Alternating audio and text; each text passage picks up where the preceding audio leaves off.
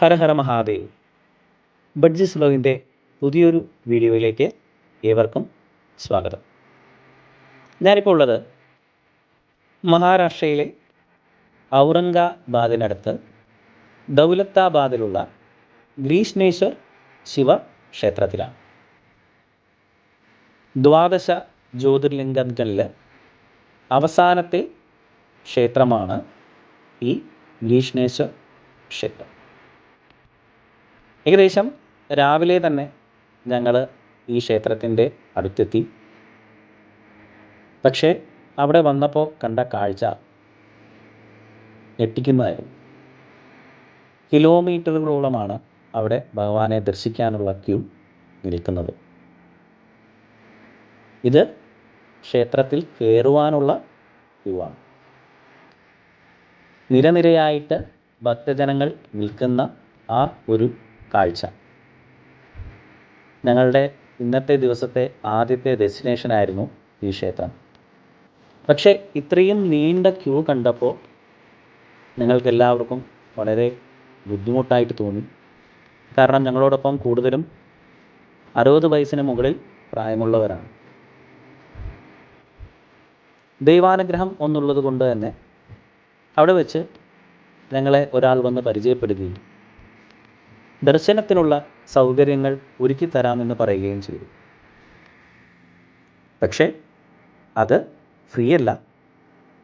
Per head 150 രൂപ അദ്ദേഹത്തിന് കൊടുക്കണമെന്ന് പറഞ്ഞു.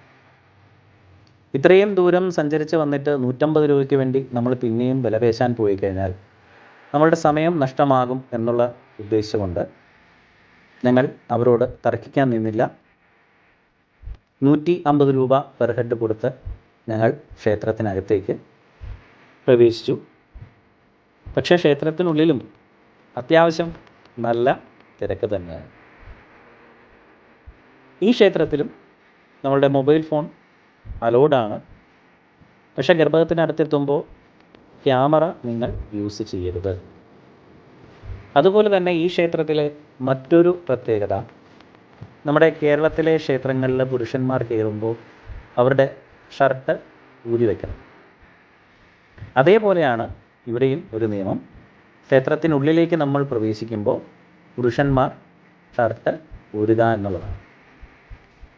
ഇതാണ് ക്ഷേത്രത്തിൻ്റെ പ്രധാന കവാടം. ഇതിനുള്ളിലാണ് ഭഗവാൻ ഗ്രീഷ്ണേശ്വർ വസിക്കുന്നത്. ഏകദേശം നമ്മൾ ഗർഭഗൃഹത്തിനടുത്തെത്താറായി. ഇപ്പോൾ തന്നെ നമുക്ക് ഭഗവാനെ ദർശിക്കാനായിട്ട് കഴിയും. ഇതാണ് ഗ്രീഷ്ണേശ്വർ.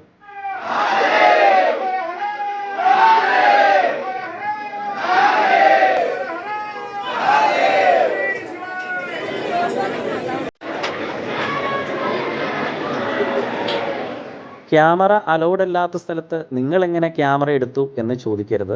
ഇതവിടുത്തെ CCTVയിൽ നിന്നും ഞാൻ കോപ്പി ചെയ്തതാണ്. എല്ലായിടത്തും ഇങ്ങനെ ഒരു സിസ്റ്റം അവിടെ വെച്ചിട്ടുണ്ട്.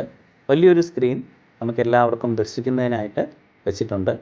ഇവിടെയും ശിവലിംഗത്തിൽ നമുക്ക് പൂജയും അഭിഷേകവും തൊട്ട് വണങ്ങുകയും ചെയ്യാം. അതുപോലെ വളരെ വ്യത്യസ്തത തോന്നിയ മറ്റൊരു കാര്യം, സാധാരണ ശിവക്ഷേത്രങ്ങളിലെ നന്ദി കറുത്തായിരിക്കും ഇരിക്കുന്നത്. എന്നാൽ ഇവിടെ വെളുത്ത നന്ദി വിഗ്രഹമാണ്. ഗ്രീഷ്ണേശ്വർ എന്ന വാക്കിൻ്റെ അർത്ഥം കരുണയുടെ പ്രഭു എന്നാണ്. ഭഗവാനെ ദർശിച്ച് വന്നതിന് ശേഷം ഞങ്ങൾക്കും ആ കരുണ ലഭിച്ചു. ഏകദേശം 12:30 അവിടെ നിന്നും സൗജന്യമായി അന്നദാനവും ഞങ്ങൾക്ക് ലഭിച്ചു. യാത്രകൾ അവസാനിക്കുന്നില്ല. യാത്രകൾ ഇനിയും തുടരുന്നു.